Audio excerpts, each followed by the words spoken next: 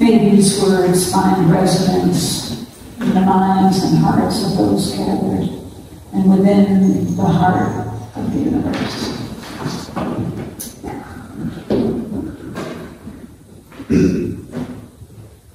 Well, I often borrow, use other people's words. Today I'm just reading someone else's words. Blake's message today entitled Choices in Community Building Grant.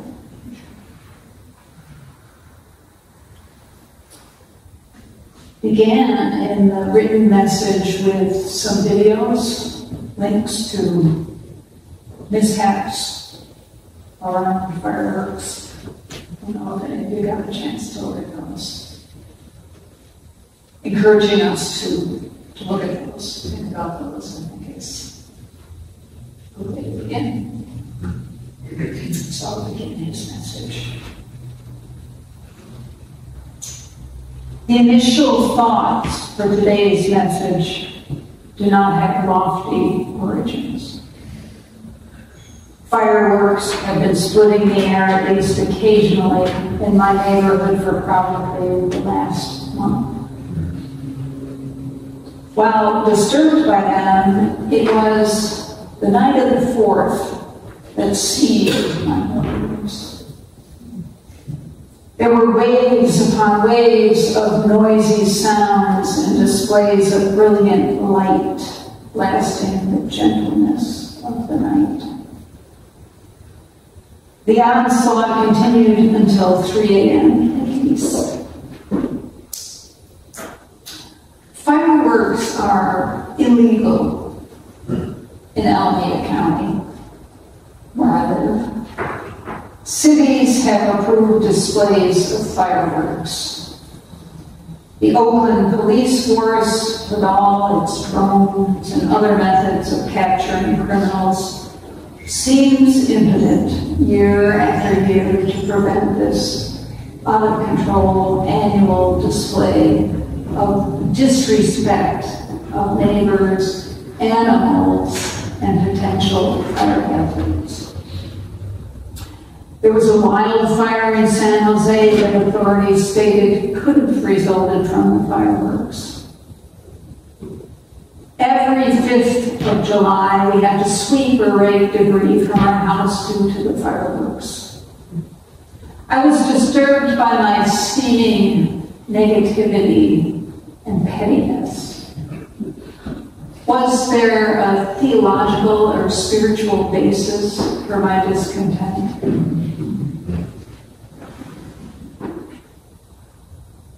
Reading number 20 of Strange Freedom in Dr. Howard Burn's Inward Journey spoke to me. He writes, "It is a strange freedom to be adrift in the world of people without a sense of anchor anywhere. Always there is the need of mooring, the need for the firm grip on something that is rooted and will not give. The urge to be accountable to someone, to know that beyond the individual himself there is an answer that must be given, cannot be denied. The deed a person performs must be weighed in a balance held by another's hand. The very spirit of a person tends to panic from the desolation of going nameless up and down the streets of other minds, where no salutation greets and no friendly recognition makes secure. It is a strange freedom to be adrift in the world of people.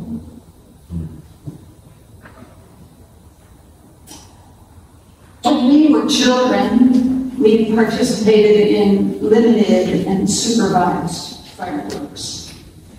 The fireworks were done in a community where there was a sense of accountability, not by anonymous entities. We were rooted in relationships with neighbors who would not bombard us continuously through the night. We held each other in balance. Today, I am not sure that people are setting off fireworks. The community existed before and beyond the 4th of July demonstrations. It is sad and disturbing. It's sad that disturbing neighborhoods is how some celebrate the birth of a nation. This is not an expression of freedom. Instead, it is license to do as I please, adrift in the world. The firing of fireworks that I have experienced comes not from a sense of community, but is a violation of community. During the display, with its noise, I wondered how people in war zones could stand the sound and fury of missiles splitting and exploding above and around them. It is madness. It is insanity. It is the freedom of choice that keeps our soul alive. Additionally, it is our desire and ability to take responsibility for our deeds despite extenuating circumstances that give us true liberation. In the 20th anniversary edition of his Freedom Dreams, Robin G. Kelly writes, "It is not enough to imagine a world without oppression. We must understand the mechanisms that reproduce and naturalize exploitation and subjugation. Mutual aid. My daughter, Eliza Kelly, taught me to look for freedom dreams in the spaces of enclosure and fugitivity.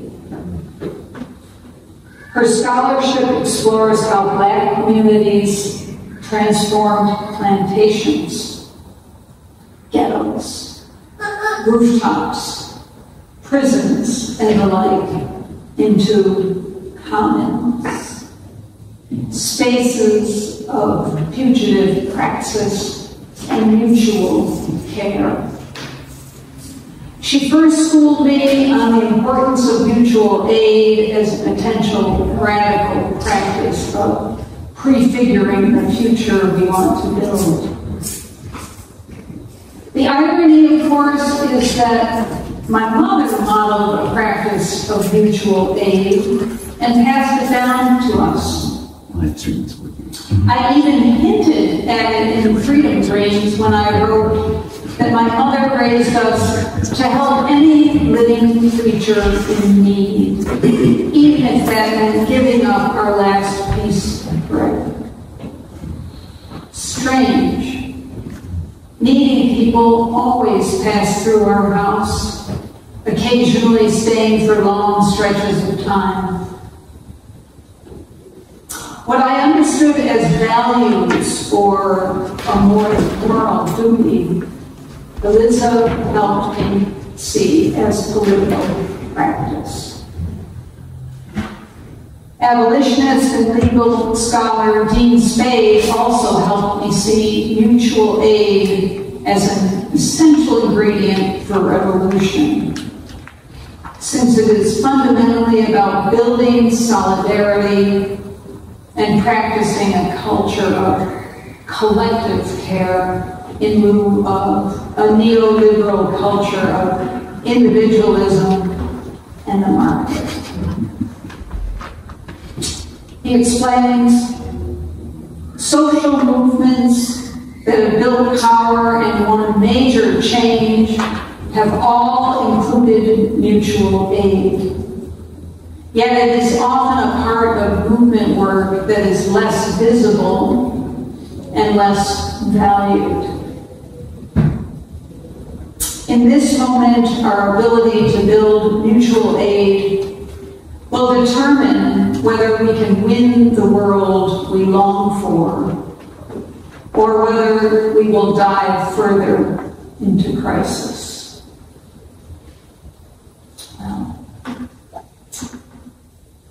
when Richard Allen, Absalom Jones, and others walked out of St. George's Methodist Church because of heightened racist policies and actions, they did not immediately form churches. Instead, they founded the Free African Society in 1787. The mission of the Free African Society was to provide aid to newly freed slaves and to respond to the needs of widows and orphans. This was the radical practice that Eliza considered prefiguring the future they wanted to build. In such fugitive spaces, they held each other in radical community, building and practicing freedom. I think this is what Reverend Phil Lawson means when he says that the opposite of slavery is not freedom, it is community.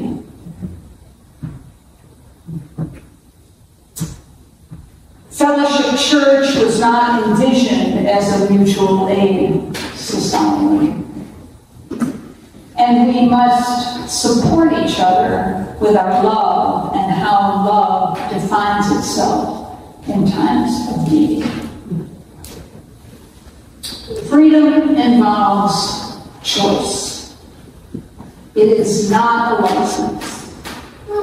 It is related to personal accountability.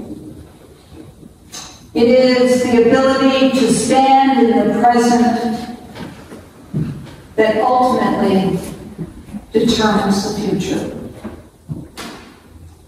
Freedom is also defined as having a sense of options. Thurman says that freedom of choice keeps our souls alive.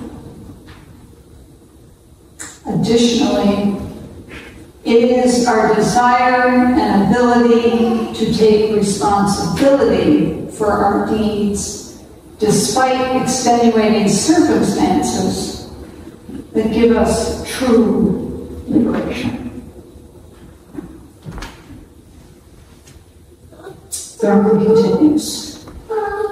Freedom means the possession of a sense of alternatives. It does not mean the absence of responsibility, but it does mean a sense of alternatives with reference to the experiences of life. If it be true that to be alive is to be under active obligation to many other units of life, then the measure of my freedom is the measure of my responsibility. If I can do as I please without any sense of responsibility, then my alternatives are zero. I must select, must choose the option which will make possible the largest fulfillment of my own life, plus the other lives of which I am the shared expression. One option is always available to me. I can choose the things for which I shall stand and work and live, and the things against which I shall stand and work and live. To yield this right is to fail utterly my own self and all others upon whom I must depend. The highest role of freedom is the choice of the kind of option that will make my life not only a benediction breathing peace, but also a vital force of redemption to all I touch. This would mean, therefore, that wherever I am, there the very kingdom of God is at hand. Amen.